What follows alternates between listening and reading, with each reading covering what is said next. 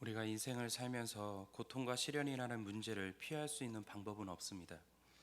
그러나 고통과 시련이 있다고 해서 모두가 어렵거나 문제가 생기는 것은 아니라 고통과 시련 앞에서 어떻게 대처하느냐에 따라서 많은 것이 달라진다는 것을 알게 됩니다. 고통과 시련을 잘 이해하고 해석하면 어떤 사람에게는 전화위복의 계기도 되게 하고 또 그것이 에너지원이 될 수도 있지만 잘못 받아들여지게 되면 불행으로 이어질 수도 있습니다. 우리는 살다 보면 이해하지 못하고 해석하지 못하는 일들을 만나게 됩니다.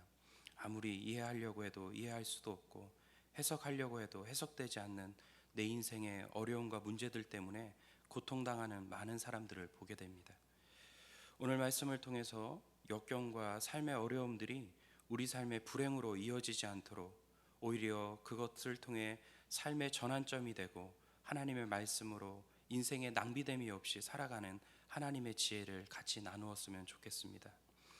오늘 본문에 나오는 사람은 맹인입니다. 태어날 때부터 맹인이라고 말하고 있습니다. 그때 제자들이 예수님께 묻습니다. 라삐여, 이 사람이 맹인된 것은 누구의 죄입니까? 분명한 건 죄 때문에 그렇게 된 것은 분명한데 본인의 죄입니까? 아니면 부모의 죄 때문입니까? 이 제자들의 질문은 무례한 질문이죠. 맹인 바로 앞에서 하는 질문입니다. 맹인들은 청각이 발달되어 있죠. 본인 앞에서 죄의 잘잘못을 따지고 있는 것입니다. 유대인들에게는 인과응보의 사상이 있습니다. 죄값은 반드시 받는다라고 생각을 했습니다. 이 맹인은 텐의 소경입니다. 선택의 여지 없이 아무 잘못 없이 태어나 보니까 맹인이었습니다. 태어날 때부터 맹인으로 태어나 그때부터 듣는 소리가 부모의 죄이다, 가문의 저주다, 죄인의 씨다, 팔자에도 없는 자식이다, 숱한 정죄의 소리, 비난의 소리를 듣고 살아왔습니다. 그러면서 본인 자신도 내가 이렇게 된 것은 내 죄 때문이지, 또 부모의 죄 때문이지, 이렇게 생각을 했다라는 것입니다. 그리고 이 맹인에게 있어서 가장 큰 고통 중에 하나는 자기가 겪고 있는 이 고통이 해석이 되지 않는 것입니다. 왜 내가 이런 고통을 겪는지, 이 고통이 나에게 주는 의미가 무엇인지를 전혀 모른다라는 것입니다. 고통이라는 것은 두 가지 전제가 있을 때 해석이 됩니다. 첫 번째는 고통의 의미를 알 때 해석이 됩니다. 내가 이렇게 고생하니까 가족들이 잘 살 수 있구나. 내가 이렇게 견뎌야 다른 일들이 유익하게 되는구나. 그리고 이것은 내가 감당할 만한 가치가 있다라는 의미를 발견할 때 우리가 당하는 고통은 해석이 됩니다. 두 번째로 고통이 희망이 있을 때 해석이 됩니다. 지금은 고생하고 고통스럽지만 이 끝이 희망이라면 이 고통은 해석이 됩니다. 희망이 있으면 고통은 이길 만한 힘이 생기고 그 고통을 받아들일 만한 여유가 생겨납니다.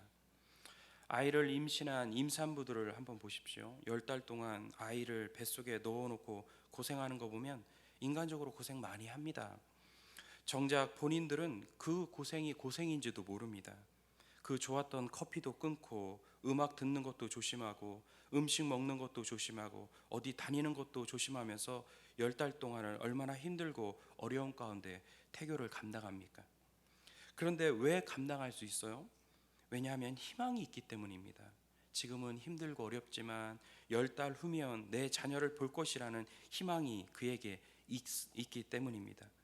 감당치 못할 어려움을 기쁨으로 견뎌내는 것을 보게 됩니다.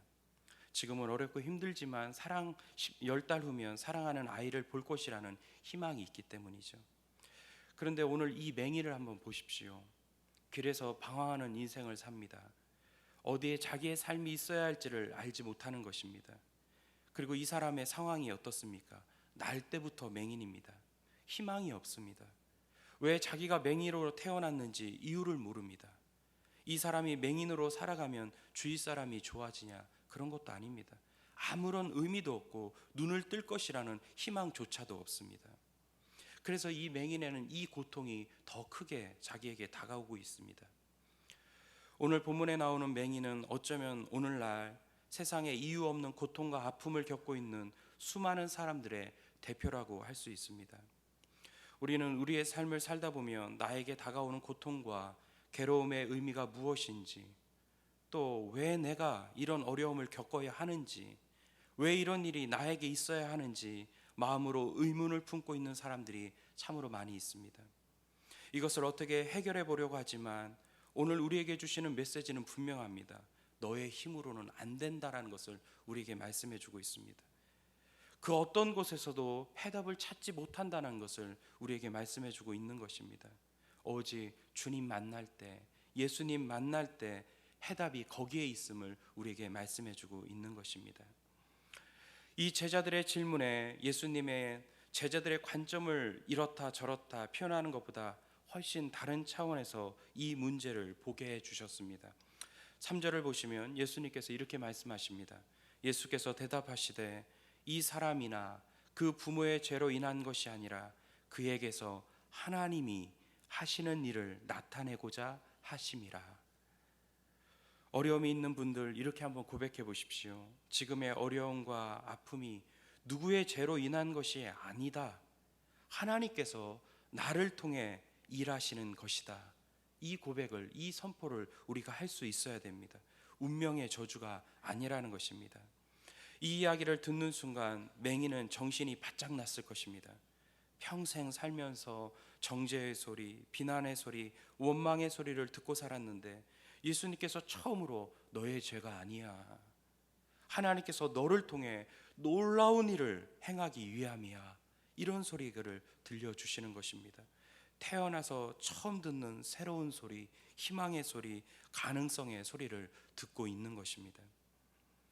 여러분 한번 생각해 보십시오. 우리가 죄를 지을 때마다 정확하게 벌을 내리신다고 생각하면 우리 중에 살아남을 사람 한 명도 없습니다. 우리 중에 우리가 지은 죄값을 다 치르고 사는 사람이 어디 있습니까? 남의 고통을 함부로 해석하지 마십시오. 가정이 깨어지고 사업이 안 되고 어려움이 있을 때 죄값을 받아서 그렇게 됐다라고 생각하지 마십시오. 하나님은 그런 분이 아니십니다. 어떤 유명한 역학자의 글을 본 적이 있습니다. 여러분, 이분이 손금에 대해서 이야기를 하는데요, 여러분, 손금은 통계라고 합니다. 많은 사람들의 손금을 보면서 이 손금의 모양을 보면서 통계를 내린 것이죠. 손금이 이렇게 생기면 이렇게 살더라라는 이런 통계의 수치에서 나오는 것이 손금 보는 법이라고 말하고 있습니다. 근데 이 역학자가 말하기를 이 손금의 통계가 전혀 안 맞는 사람들이 있다라는 것이죠. 그들이 바로 크리스천들이라고 합니다. 예수 믿는 사람들이라는 것이죠. 여러분, 그렇습니다. 우리가 예수 믿는 순간부터 통계든 수치든 운명이든 팔자든 그 어떤 것도 우리 삶 속에 적용이 안 된다라는 것입니다. 하나님은 우리가 예수님을 믿는 그 순간부터 우리 인생에 전혀 다른 새로운 인생, 축복의 운명을 준비하고 계신 것입니다. 누구의 잘못이 아닌 것입니다. 하나님께서는 우리 인생을 통해 지금의 이 어려움도, 이 문제도, 이 아픔을 가지고도 눈부신 미래를 준비하고 계신 분이 바로 우리 하나님이신 것입니다. 하나님의 섭리가 있습니다. 역경과 시련이 내 인생에 다가올 때 사람들은 원인을 찾기를 원합니다. 우리의 고통이 뭐냐면 시련과 고통이 왔단 말이죠. 내 삶 속에 이런 일이 일어났어요. 일어난 건 일어난 거지만 그보다 더 고통스러운 것은 이것이 왜 일어났는지를 모른다는 것입니다. 그 원인을 찾게 됩니다. 찾게 되면서 주변에 있는 사람들에게 때로 그 원인을 돌리기도 합니다. 저 사람 때문이다, 저 남편 때문이다, 자녀들 때문이다, 부모님 때문이다, 저 사람만 만나지 않았더라면 나에게 이런 일이 일어나지 않았을 것이라고 과거에서 그 원인을 찾고 주변 사람에게서 그 원인을 찾습니다. 그리고 내 인생의 과거에서 살아온 내 지난 날들, 내가 죄인이야, 내가 못난 사람이야, 내가 지난날에 지은 죄가 많아서 그래, 내 인생을 내가 잘못 살았지 하면서 자기 인생을 학대하고 고통을 주고 벌을 주는 인생을 살아갑니다. 주님께서 이 맹인에게 두고 하신 말씀이 무엇입니까? 아니다라는 것입니다. 그것이 아니라는 것입니다. 과거에서 그 원인을 찾지 말고 미래에서 그 원인을 찾으라는 것입니다. 결과를 두고 결과론적으로 찾지 말고 목적을 바라보고 목적론적에서 찾아보라는 것입니다. 맹인이 맹인된 것은 누구의 죄 때문이 아니라 하나님께서 그에게 놀라운 일을 일으키시려는 것이라는 것입니다. 과거의 죄 때문이 아니라 미래에 하나님께서 이 사람을 통해서 이루시고자 하는 일들을 위해서 하나님께서 아픔과 고통을 주었다라고 말씀하고 있는 것입니다. 하나님의 거룩한 목적이 있고 그 목적에 의해서 이런 일들이 있다라고 말씀하고 있습니다. 결과만 보고 결과에서 원인을 찾지 말라라고 예수님께서 말씀하고 있습니다. 여러분, 요셉을 한번 보십시오. 요셉의 인생을 되돌아보면 기가 막힙니다. 자기 어머니, 자기 동생 낳다가 죽어요. 엄마의 사랑 제대로 받아보지도 못하고 젖을 떼지도 못했는데 엄마가 죽습니다. 인생 출발이 비극적입니다. 아버지의 사랑을 받아 잘 자라는 것 같았지만 기가 막히는 것은 자기를 보호해줘야 될, 그리고 자기를 지켜줘야 될 자신의 형들이 자기 동생을 애굽의 노예로 팔아버립니다. 형들이 어떻게 자기 동생을 팔 수 있습니까? 딴 사람들이라면 이해가 됩니다. 근데 같이 밥을 먹고 같은 곳에서 자고 형 동생하며 지내왔던 자기의 형들이 어떻게 나를 애굽의 노예로 팔 수 있을까? 이거 생각하면 도저히 이해할 수가 없습니다. 이 일을 해석할 방법이 없습니다. 자기 삶 속에 일어나는 일들을 받아들일 수가 없는 것이죠. 노예 생활이 고달프면 고달플수록 분노가 일어나요. 그런데 요셉의 인생이 더 꼬입니다. 거기에서만 그치는 것이 아니라 감옥에 들어가게 됩니다. 인생이 더 달라지고 더 나아져야 되는데 더 큰 어려움과 괴로움 속에 들어가게 됩니다. 자기 인생 속에 이해할 수 없는 분노가 있고 상처에 대한 의문이 생기는 것입니다. 하지만 여러분, 이 요셉이 모든 것이 다 지났을 때 자신의 인생을 새롭게 해석하게 되는데, 자신의 인생 속에 이해할 수 없는 분노가 있고 상처에 대한 의문이 생기는 것이지만, 되돌아보았을 때 그런 모든 것들이 다 지나간 후에 자신의 인생을 새롭게 해석하게 됩니다. 그 말이 무엇입니까? 이 형들에게, 나중에 형들을 만났을 때 요셉은 이렇게 말을 합니다. 당신이 나를 팔았다고 해서 근심하지 마소서, 한탄하지 마소서. 하나님이 생명을 구원하시려고 당신보다 먼저 나를 이곳에 보내셨나이다. 이렇게 고백을 합니다. 하나님이 나에게 이 백성들을 구원하고 이 민족을 구원하시고자 나를 당신들보다 먼저 이곳에 보내었습니다. 이렇게 고백하고 있는 것이죠. 주님의 목전론적인 관점에서 해석하고 미래적인 관점에서 그 일을 해석하는 것을 볼 수가 있습니다. 여러분, 그래서 오늘 말씀은 우리에게 이것을 말씀하고 있습니다. 우리가 고난과 시련을 당할 때 우리가 너무 과거에서 그 원인을 찾지 말라는 것입니다. 과거에 내가 이런 일을 해서, 내가 이런 일을 잘못 살아서, 그렇게 해석하지 말라는 것입니다. 내 주변에서도 찾지 말라는 것입니다. 누구 때문이야? 저 사람 때문이야? 내 부모 때문이야? 내 남편 때문이야? 내 자녀들 때문이야? 주변에서도 그 원인을 찾지 말라는 것입니다. 오직 하나님께서 나에게 놀라운 일을 행하시려고 나에게 이런 어려움도 있고 문제도 있다라는 것을 생각해 보라는 것이죠.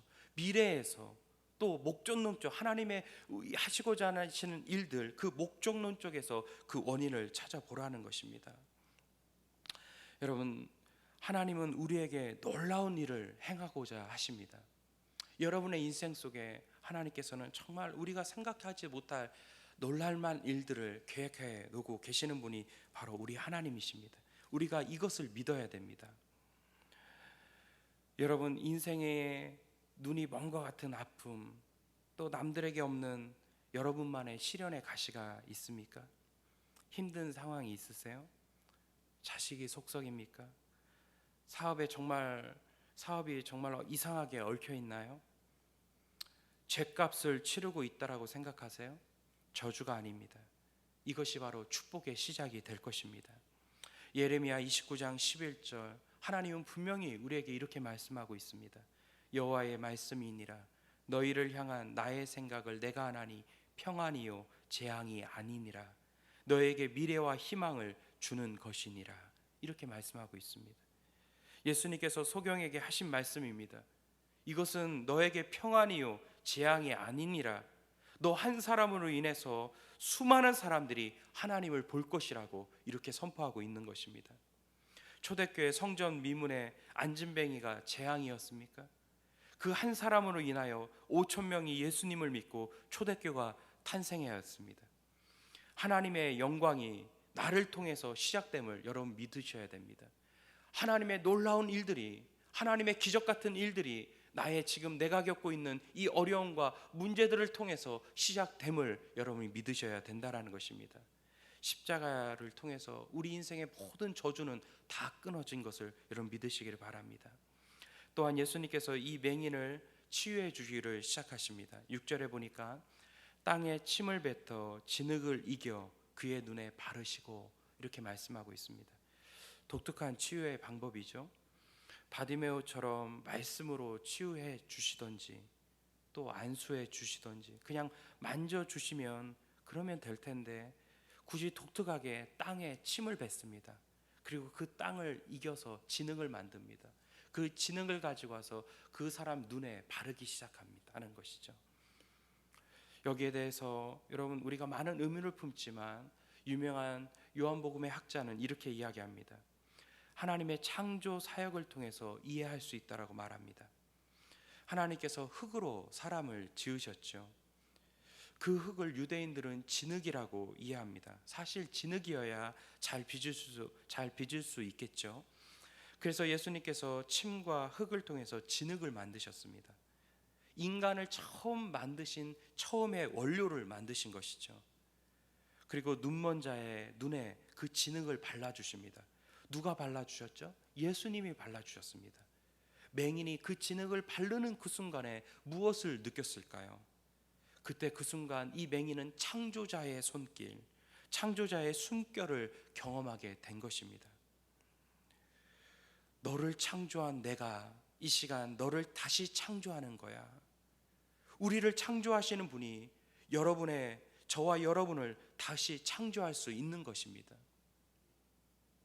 이 세상을 만드시고 모든 만물을 지으시고 창조하시고 저와 여러분을 창조하신 그분께서 우리 인생의 고통과 아픔을 가시고 다시 한번 재창조의 역사를 우리 인생 가운데 베풀어 주시는 것입니다. 요한복음은 1장부터 예수님이 창조의 주님이라는 것을 선포하면서 시작합니다. 요한복음 1장 1절에는 태초에 말씀이 계시니라. 이 말씀이 하나님과 함께 계셨으니 이 말씀은 곧 하나님이시라. 그가 태초에 하나님과 계셨고 만물이 그로 말미암아 지은 바 되었으니 지은 것이 하나도 그가 없이는 된 것이 없느니라. 여기서 말하는 말씀의 정체가 무엇입니까? 1장 14절에 보시면 말씀이 육신이 되어 우리 가운데 거하심에 우리가 그의 영광을 보니 아버지의 독생자의 영광이요 은혜와 진리가 충만하더라. 태초에 말씀이신 예수님이 계셨다라는 것입니다. 만물이 예수님으로 말미암아 지은 바 되었다라는 것입니다. 예수님이 바로 창조의 주인이심을 우리에게 말씀해주고 있는 것입니다. 우리를 지으신 창조자라면 우리 인생의 모든 문제의 해답을 갖고 계실 것입니다. 예수가 하나님이시고 예수가 우리를 지으신 창조주인 것을 여러분 믿으셔야 되는 것입니다. 우리를 창조하시는 그분이 그에 의해서 창조된 모든 인생들의 문제를 해결하실 수 있는 유일한 분임을 우리에게 말씀해주고 있는 것입니다. 여러분, 하나님께서 우리를 창조하셨습니다. 그리고 예수님께서 우리를 창조하셨습니다. 우리를 창조하신 예수님은 우리 인생의 모든 해답을 다 갖고 계십니다. 내 인생의 모든 문제들 예수님께서 치유해 주시고 회복시켜 주실 것입니다. 내 인생에 갖고 있는 이 어려움과 이 문제들이 오히려 창조의 재시작이 될 것이라는 것을 여러분 믿으시기 바랍니다. 그러기 위해서 우리가 가져야 될 믿음은 무엇입니까? 예수님이 창조주이시다. 예수님이 이 만물을 지으셨다. 예수님이 나를 창조하셨고 우리 가정을 만드셨고 우리 자녀들을 만드셨다. 그리고 예수님만이 우리 인생의 모든 해답의 근원임을 우리가 믿으셔야 된다는 것입니다. 진흙을 이겨서 맹인의 눈에 바릅니다. 그리고 예수님께서 이렇게 말씀하십니다. 실로암 못에 가서 씻으라. 왜 하필 실로암 못인가요? 베데스다 못도 있습니다. 실로암 못이 갖는 의미가 있습니다. 실로암이라는 것은 보냄을 받았다라는 뜻이죠. 실로암 존재가 바로 예수님의 존재를 말해주고 있습니다. 예수님도 하나님께서 보내심을 받은 분입니다. 예수님도 보내심을 받은 분이고 실로암도 보냄을 받았다라는 뜻을 갖습니다. 그러니까 실로암이라는 것은 곧 예수님을 상징하는 연못인 것입니다. 예수님이 바로 보냄을 받아 이 땅에 오신 분이십니다. 실로암이 치유하는 것이 아니라 실로암과 동일한 의미를 갖는 예수님이 치유하시는 것입니다. 하나님께서 우리를 살리려고 예수님을 이 땅에 보내셨습니다. 예수님께서 새로운 인생을 주시려고 실로암으로 맹인을 보내신 것입니다. 실로암의 물은 예수님을 상징합니다. 평생 자신을 억누르던 죄책감도, 정죄의 소리도, 수많은 사람들의 독한 저주와 악한 말들도 다 떠나가는 것입니다. 이것은 절망으로부터의 구원이고 슬픔으로, 자기 연민으로, 무기력으로, 독설로부터의 구원인 것입니다. 또한 이것으로 머무는 것이 아니라 자신의 삶의 모든 문제로부터의 구원뿐만 아니라 자신의 영혼의 또한 구원이기도 한 것입니다. 저주에서 축복으로, 죽음에서 생명으로, 어둠에서 빛으로 우리 인생을 바꾸는 것이죠. 여러분, 맹인이 눈을 뜨는 것보다 가장 위대한 사건이 일어납니다. 우리가 읽진 않았지만 38절에 보면 이 맹인이 눈을 뜹니다. 하지만 이거보다 더 큰 놀라운 역사가 일어나게 됩니다. 그것은 무엇입니까? 38절에 보면 주여 내가 믿나이다 하고 예수님께 절하니라, 이런 말씀이 있습니다. 이 사건을 통해서 맹인이 눈을 뜬 이것 이후에 더 놀라운 사건이 벌어집니다. 그것이 무엇입니까? 예수님을 향해 주여라고 부르면서 예수님 앞에 엎드려 절하며 예수님을 경배하는 것입니다. 눈을 뜬 것을 뛰어넘어 영적인 눈이 열려져 예수님을 믿고 그분 앞에 엎드려 경배하는 것입니다. 예수님을 자신의 구주와 주님으로 영접하고 받아들였다는 것입니다. 이 맹인은 자신의 눈을 뜬 것 이상으로 그 영혼이 구원받았음을 우리에게 보여주고 있는 것입니다. 여러분, 예수님은 우리에게 창조주일 뿐만 아니라 우리에게 무엇입니까? 우리 영혼의 구세주이고 영혼의 주인인 것입니다. 이 예수님을 통하여서 우리의 영적인 눈이 열려질 수 있고, 이 영적인 눈이 열려져야만 이 예수님을 통해서 우리 영혼이 구원받는다는 사실을 우리에게 말씀해주고 있는 것입니다. 인류의 이 맹인은 어쩌면 인류의 맹인된 모습을 알게 하는 사건인 것입니다. 본문에 등장한 이 맹인은 한 사람에 끝나는 것이 아니라 전 인류를 대표하는 인생의 그림입니다. 이 한 사람을, 이 한 케이스가 등장시킴으로 말미암아 인간들의 죄인, 바로 영적인 맹인 상태를 보여주고자 하는 의도인 것이죠. 여러분, 맹인만 맹인이 아니라 우리 모두가 다 영적인 맹인임을 하나님께서 말씀하고 있는 것입니다. 맹인으로 살았던 사람 중에 이 땅에서 가장 아름다운 영향력을 끼친 사람이 바로 헬렌 켈러입니다. 삼중고의 인생을 살았죠. 보지도 못하고 듣지도 못하고 말도 못하는 삼중고의 인생을 사는 사람이 바로 헬렌 켈러입니다. 어느 날 어떤 사람이 헬렌 켈러에게 이런 질문을 던집니다. 당신은 인생에 있어서 가장 커다란 비극이 있다면 무엇이라고 생각합니까? 사람들은 보지 못하는 것입니다. 말하지 못하는 것입니다. 이것을 말할 줄 알았습니다. 그럼에도 불구하고 헬렌 켈러는 이렇게 대답을 합니다. 제가 처음에 자랄 때는 눈이 멀어 보지 못하는 것이 가장 큰 비극이라고 생각했습니다. 그런데 제가 자라가고 성장하고 성숙해져 가면서 저는 더 큰 비극이 있는 것을 알게 되었습니다. 바로 눈을 가진 사람들이, 눈을 가지고도 보지 못하는 사람들이 이 땅에 너무 많다는 사실입니다. 눈을 가지고도 보지 못하는 사람들이 이 땅에 너무 많다라는 사실입니다. 눈을 가지고 있지만 하나님을 보지 못하는 사람들이 이 땅에 너무 많다라는 것이죠. 눈을 가지고도 나의 참된 모습을, 눈을 가지고도 내 인생의 비전과 사명을, 눈을 가지고도 하나님이 계신다는 것을 보지 못하는 영적인 맹인된 사람들이 이 세상에 너무 많다는 것을 헬렌 켈러가 말하고 있는 것입니다. 여러분, 이 땅 가운데 눈을 들어 보십시오. 이 땅 가운데 아직도 하나님을 보지 못하고 예수님을 알지 못하는 영적 맹인된 사람들이 너무 많은 것을 우리가 보게 됩니다. 빛이 있을 때 그 빛을 보지 못하는 사람들이 너무 많은 것이죠. 그래서 하나님의 나라가 있는지, 영원한 삶이 있는지, 영생의 삶이 있는지, 우리 영혼의 구세주이신 예수님이 참된 내 영혼의 구세주고 주인이심을 깨닫지 못하고 알지 못하는 사람들이 이 땅 가운데 너무 많다는 것을 보여주고 있습니다. 누가 필요합니까? 바로 예수님이 필요한 것입니다. 예수님만이 그들의 눈을 뜨게 하실 수 있고, 예수님만이 우리 인생의 실로암이 되어서 그들의 영원한 빛을 비춰주실 수 있는 분임을 우리에게 말씀해주고 있는 것입니다. 이 말씀을 통해서 우리가 해야 될 것은 무엇입니까? 뭐든지 여러분, 우리 인간은 하나님의 역사 앞에서, 하나님의 말씀 앞에서 믿음으로 반응하는 것이 필요합니다. 예수님께서 이렇게 제 맹인에게 말씀하셨습니다. 실로암 못에 가서서 씻으라. 어쩌면 이 맹인에게는 너무나 황당한 주문일 수 있습니다. 이 실로암 못에 가서 씻으면 내 눈을 뜰 수 있나? 여러 가지 의문이 생겼을 수 있습니다. 난생 처음 듣는 주문인 것이죠. 또 이 실로암 연못이라는 것은 예루살렘 성 안에 동편 문 쪽에 있습니다. 이 맹인이 있는 곳에서 한 1km 쪽을 굽이굽이 돌아가야만 되는 곳입니다. 맹인이 눈을 감은 채 그 먼 길을 가기에는 참 길도 험하고 어렵습니다. 그럼에도 불구하고 이 맹인이 순종을 합니다. 그 길을 떠납니다. 그리고 사람들에게 물어물어 그 길을 걸어갑니다. 그리고 이 실로암 연못이라는 것은 석회암 지대여서 그 밑을 내려갈 때 그 길이 아주 미끄럽다고 합니다.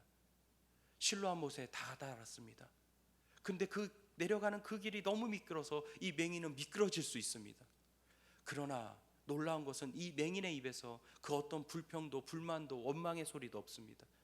그저 묵묵히 순종합니다. 침묵으로 순종합니다. 그것들을 다 받아들입니다. 그리고 드디어 이 실로암 연못에 다다릅니다. 그리고 이 실로암 이 연못에 다다랐을 때 그 물이 자신의 눈에 닿는 그 순간에 눈이 떠지기 시작합니다. 빛이 들어오기 시작합니다. 난생 처음 본 빛입니다. 난생 처음 본 하늘이고, 난생 처음 본 사람들이고, 난생 처음 본 나무와 숲의 새들입니다. 너무나 놀라운 광경들이 자신의 인생에 펼쳐지기 시작합니다. 여러분, 이런 놀라운 기적의 역사, 이 구원의 역사, 이 새로운 창조의 역사, 우리가 어떻게 하면 어떻게 하면 우리 인생 가운데 일어나게 될까요? 여러분, 지금의 내 인생에 많은 어려움과 문제들이 있습니다. 답답할 정도로 정말 막힌 것들이 있습니다. 그리고 해석되지 않고 도저히 이해할 수 없는, 그리고 원인을 찾을 수 없는 내 인생에 막힘이 있고 문제와 고통이 있습니다. 그럴 때 여러분, 우리가 해야 될 것은 무엇입니까? 하나님의 말씀에 믿음으로 순종해야 된다는 것입니다. 하나님께서 우리 인생 속의 해답이고, 그 하나님의 나를 지으신 그 창조자 하나님께서 하신 말씀이라면 그 말씀 속에 해답이 있을 것이라는 이 믿음으로 순종하셔야 된다는 것입니다. 어떠한 말씀이든지 우리에게 하셨던 말씀이 있다면 여러분, 믿음으로 한번 반응해 보십시오. 하나님이 나를 지으셨고, 나를 창조하셨고, 내 영혼의 구세주고, 나를 구원하셔서 하나님의 자녀 삼아서 영원한 삶을 나에게 주신 분이라면 그분의 말씀은 정답입니다. 그분의 말씀은 내 인생 속에 유일한 해답인 것입니다. 그 어떠한 말씀 속에서도 우리가 믿음으로 그것을 받아들이고 순종하며 나간다면 내 인생 속의 모든 어려움들, 문제들, 고통들, 이것이 바로 내 인생 속에 재창조의 역사가 일어나게 될 것입니다. 새로운 일들, 하나님의 일들이 내 인생 속에 벌어지게 된다는 것입니다. 여러분, 믿음으로 하나님 바라보십시오. 믿음으로 하나님께 순종하십시오. 정말 해석되지 않고 이해할 수 없는 이 어려움들 속에 믿음의 눈을 열어 하나님만을 바라보십시오. 하나님만이 우리 인생 속의 해답입니다. 예수님만이 내 인생 속의 정답입니다. 그분의 말씀 속에 모든 것이 다 들어있습니다. 믿음으로 순종하면서 내 인생 속의 모든 어려움과 문제들 넉넉히 이겨내는 우리 모두가 되기를 주의 이름으로 축원합니다.